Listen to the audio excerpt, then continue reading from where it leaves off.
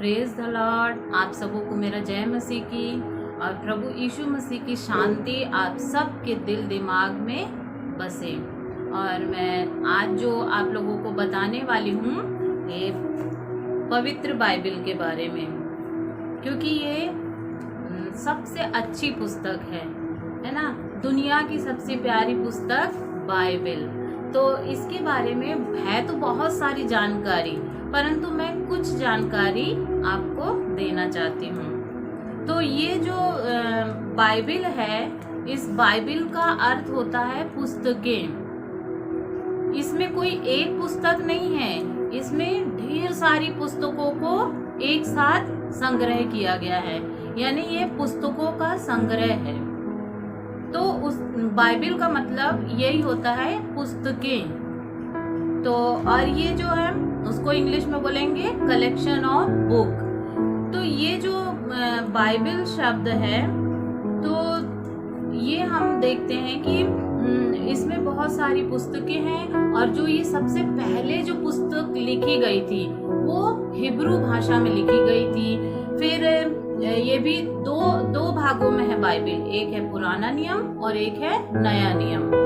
तो जो पुराना नियम है उसकी बहुत सारी अधिकतर जो पुस्तकें हैं वो हिब्रू भाषा में लिखी गई, और नए नियम को हम देखते हैं कि जब वो नया नियम लिखा गया तो वो ग्रीक भाषा में लिखी गई, क्योंकि उस समय ग्रीक भाषा चलती थी।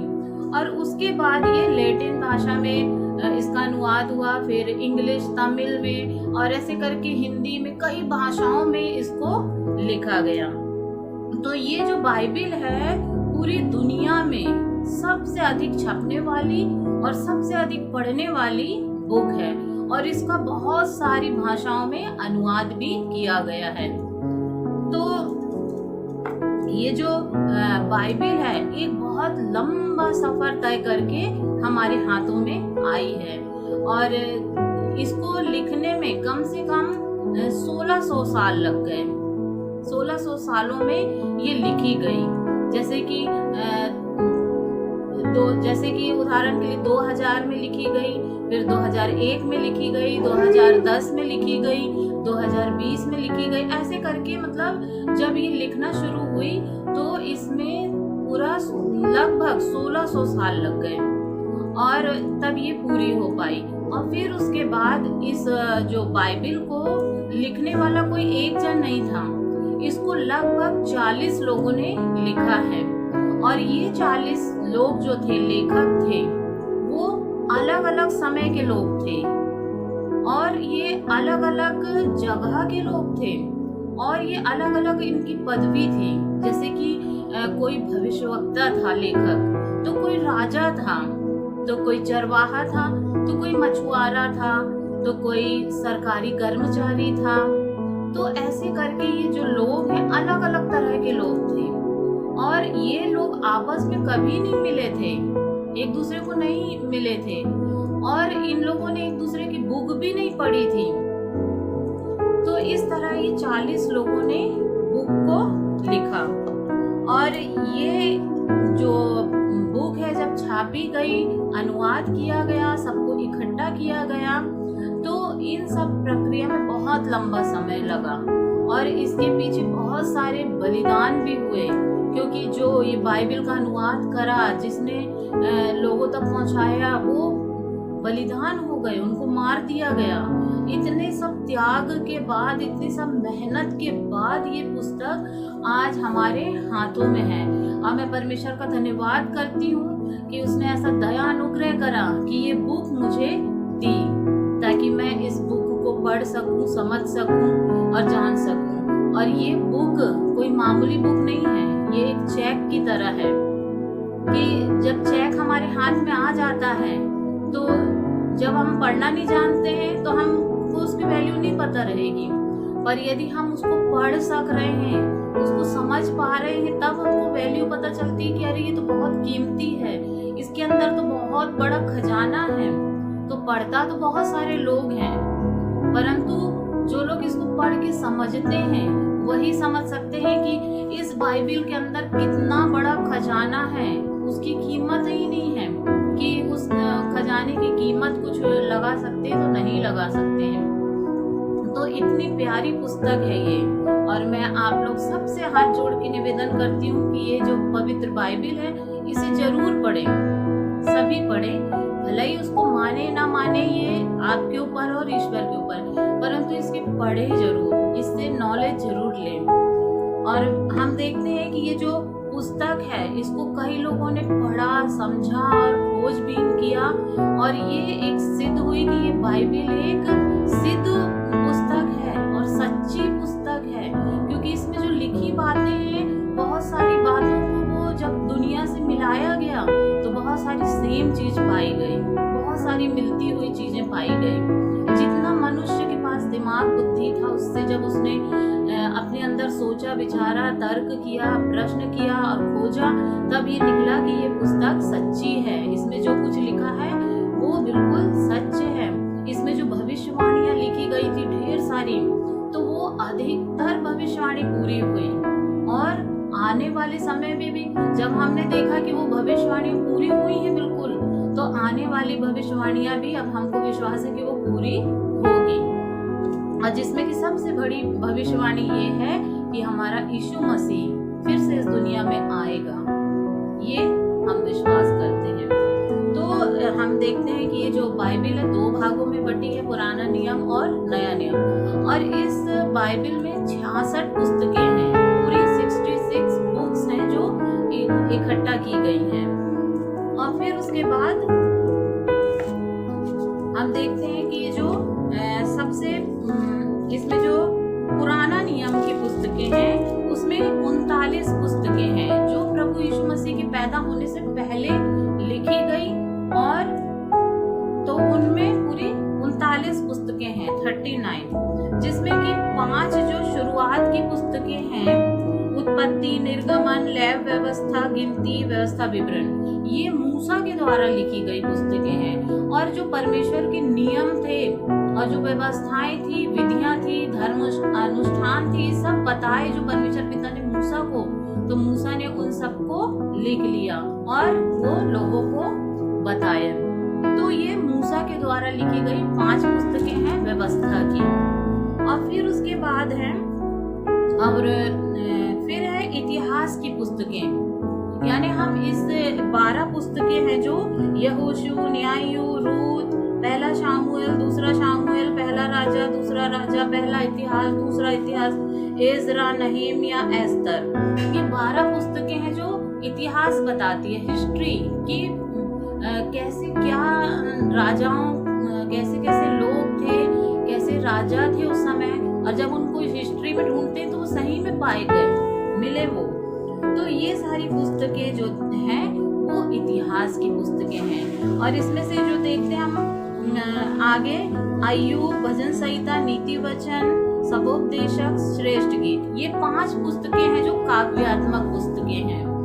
तो ये 5 पुस्तकें बुद्धि समझ भी हमको देती है।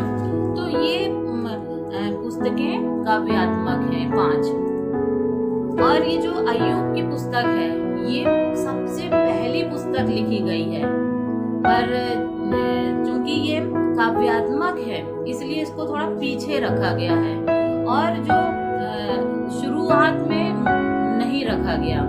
वैसे तो ये पहले लिखी गई परंतु उसको पहले नहीं रखा गया, क्योंकि बाइबिल को एक सिस्टमैटिक तरीके से जमाया गया है। जैसे कि पहले व्यवस्था की पुस्तक रखी गई, फिर इतिहास की पुस्तकें रखी गई हैं, फिर काव्यात्मक पुस्तकें रखी गई हैं, और फिर उसके बाद बड़े भविष्यवक्ताओं की पुस्तकें, फिर छोटे भविष्यवक्ताओं की। तो हम फिर देखते हैं कि जो 5 थे बड़े भविष्यवक्ता, उन लोग की पुस्तक है यशायाह, यिर्मयाह, विलाप गीत, यहेजकेल, डैनियल। तो ये 5 पुस्तकें थी जो बड़े भविष्यवक्ताओं की थी। और जो छोटे भविष्यवक्ताओं की 12 पुस्तकें हैं, जैसे कि होशे, योएल, आमोस, ओबद्याह, योना, मीका, नहूम, हबक्कूक, सपन्या, हागे, जकरिया, मलाकी, ये पुस्तकें। तो इनको ऐसे 5 हिस्सों में बांटा गया है। एक तो है व्यवस्था की पुस्तकें 5, फिर इतिहास की 12 पुस्तकें हैं, फिर काव्यात्मक 5 पुस्तकें हैं, फिर बड़े भविष्यवक्ताओं की 5 पुस्तकें, फिर छोटे भविष्यवक्ताओं की 12 पुस्तकें। तो ये फिंगर से इस तरह हम याद कर सकते हैं। और जो छोटे बच्चे हैं वो ड्राइंग बना लें अपना पंजे का ऐसे, और उसमें ये पूरी बुक के नाम लिखकर वो याद कर सकते हैं, ये आसान पड़ेगा। तो इस तरह ये पूरे 39 पुस्तकें हैं, 39।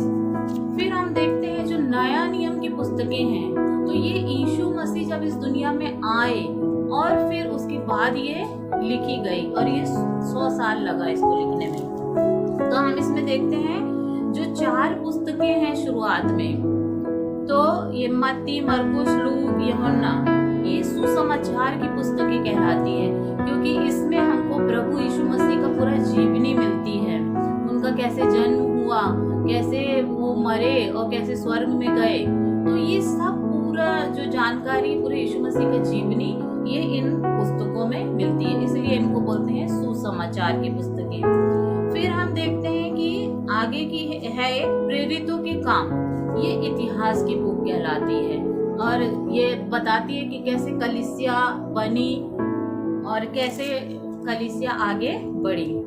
फिर उसके बाद हम देखते हैं 14 पत्रियां हैं, जो लेटर, वो पौलुस के द्वारा लिखा गया था। जो पौलुस था तो उसने 14 लेटर्स पूरी कलीसिया, जो उस समय कलीसिया थी, चर्च थे, उनको लिख लिख के वो लेटर कलीसिया में देते थे और समझाते थे। वो जब साथ में रहते थे तो उनको समझाते थे, और जब वो उनसे दूर रहते थे तब भी वो लेटर्स लिख कर कलीसिया को समझाया करते थे। तो ये जो है 14 लेटर्स वो इस प्रकार हैं: रोमियो, पहला कुरिन्थियो, दूसरा कुरिन्थियो, गलतियों, इफिसियो, फिलिपियो, कुलूसियो, पहला थिस्सलुनीकियों, दूसरा थिस्सलुनीकियों, पहला तिमोथियुस, दूसरा तिमोथियुस, तीतुस, फिलेमोन, इब्रानियों, ये सब है जो 14 पत्रियां वो पौलुस के द्वारा लिखी गई है।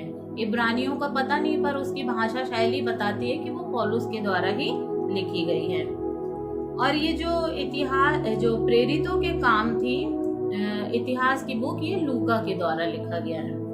फिर उसके बाद ये जो 7 पत्रियां हैं, 7 लेटर्स हैं, याकूब, पहला पत्रस, दूसरा पत्रस, यूहन्ना, दूसरा यूहन्ना, तीसरा यूहन्ना, यहूदा, तो ये जो 7 लेटर्स हैं ये अन्य लोगों के लिखे हुए हैं, याकूब के, पत्रस के, यूहन्ना के, यहूदा के, इनके द्वारा। और फिर लास्ट में है प्रकाशित वाक्य, ये प्रकाशन की बुक है। जैसे डैनियल प्रकाशन की बुक है, उसमें भविष्यवाणियां लिखी गई हैं, वैसे ही ये प्रकाशित वाक्य में भी यही भविष्यवाणियां हैं। ये प्रकाशन की बुक कहलाएगी। तो पुराने नियम में भी हम देखते हैं एक प्रकाशन की बुक थी भविष्यवाणी की, वो डैनियल की, और नए नियम में भी हम देखते हैं प्रकाशित वाक्य, ये प्रकाशन की और भविष्यवाणी की पुस्तक है। तो नए नियम में ये पूरा 27 पुस्तकें हैं, 27। तो हम फिर से देख लेंगे, इनको भी हम इस तरह देख सकते हैं। 4 सुसमाचार की पुस्तकें, फिर एक है इतिहास की पुस्तक, फिर है पौलुस के 14 पत्रियां, फिर अन्य लोगों की पत्रियां 7 हैं, और फिर एक है प्रकाशन वाली प्रकाशित वाक्य। तो इस तरह हम फिंगर बना के उसमें लिख लिख कर भी याद करेंगे तो आसानी होगी याद करने में। तो इस तरह ये पुराने नियम में 39 पुस्तकें और नए नियम में 27 पुस्तकें, ये मिला के पूरी 66 पुस्तकें बाइबल में पाई जाती हैं। और ये जो लेखक थे उन्होंने लिखा, और सबसे बड़ी बात तो ये है कि जब इन लोगों ने अलग अलग जगह से, अलग अलग समय से लिखा, और जब उसको देखा जाता है तो वो उसमें सच्चाई मिलती है और कहीं ना कहीं मिलती जुलती चीजें पाई जाती हैं। एक वचन यहाँ लिखा है तो उसका अर्थ हमको दूसरी जगह समझ में आता है। ये इस तरह का है, जैसे कि वो छोटे बच्चों को गेम दिया जाता है जोड़ने वाला, जोड़ जोड़ के वो पूरा कंप्लीट करते हैं, ऐसे ये बाइबल है। इसको भी जब शुरू से आखिरी तक पढ़ते हैं तब ये पूरा समझ में आता है कि इस बात का क्या मतलब है, तो वो मतलब भी आगे चलकर समझाया गया है। और फिर उसके बाद हम देखते हैं कि ये सबसे मेन बात है कि ये परमेश्वर की प्रेरणा के द्वारा लिखी गई है। जैसे कि दूसरा तीमुथियुस 3 का 16-17 में हम देख लेते हैं, क्या लिखा है, परंतु संपूर्ण पवित्र शास्त्र मतलब इसमें जितनी भी बुक है ये बाइबल के अंदर, वो सब बुक संपूर्ण पवित्र शास्त्र परमेश्वर की प्रेरणा से लिखा गया है। ये ऐसे वैसे नहीं लिखा है कि मेरा मन हुआ और मैंने लिख लिया, परंतु ये परमेश्वर की प्रेरणा के द्वारा लिखा गया है। और फिर से मैं पढ़ देती हूँ, संपूर्ण पवित्र शास्त्र परमेश्वर की प्रेरणा से रचा गया है और उपदेश और समझाने और सुधारने और धार्मिकता की शिक्षा के लिए लाभदायक है, ताकि परमेश्वर का जन सिद्ध बने और हर एक भले काम के लिए तत्पर हो जाए।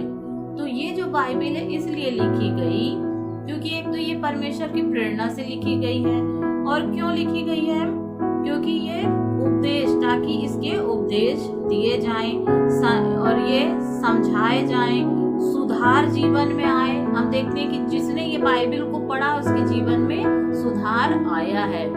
इतने जो नामुमकिन चीज हमारे जीवन में रहती है, जो बुरी आदतें रहती हैं, हर बुराई रहती है, तो वो हम किस तरह धीरे धीरे वो निकलती है, हमारे अंदर से निकल जाती है और हमारा जीवन बदल जाता है।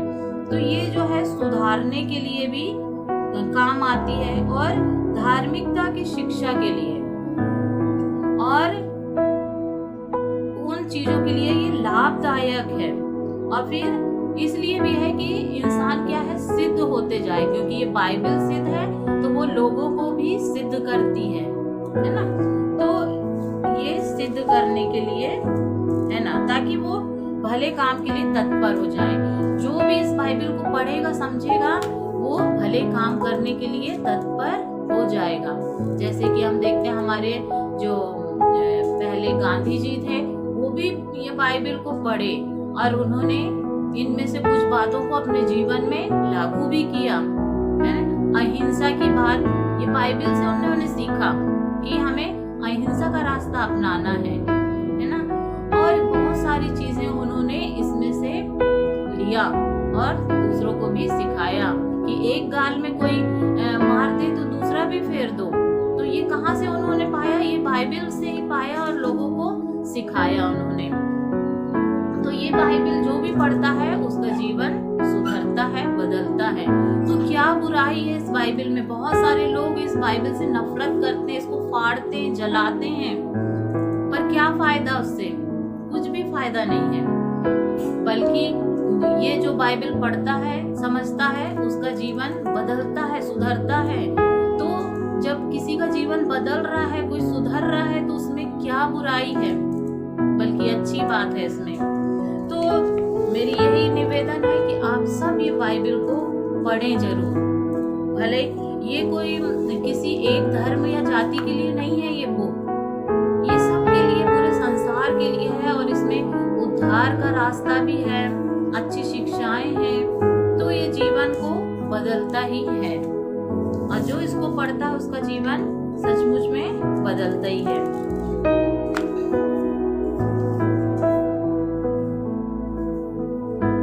तो हमने आज देखे कि ये जो बाइबल है वो कितनी प्यारी पुस्तक है। परमेश्वर इस जानकारी पर आशीष दे।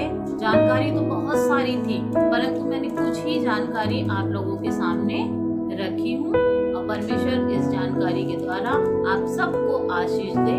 और इस महामारी में, इस कठिन समय में परमेश्वर पिता आप सबको सुरक्षित रखे और यीशु मसीह का लहू जो उसकी सामर्थ है आप सबको सुरक्षित रखे और सही सलामत रखे, हर दुख परेशानी से दूर रखे। ये मेरी प्रार्थना विनती है। God bless.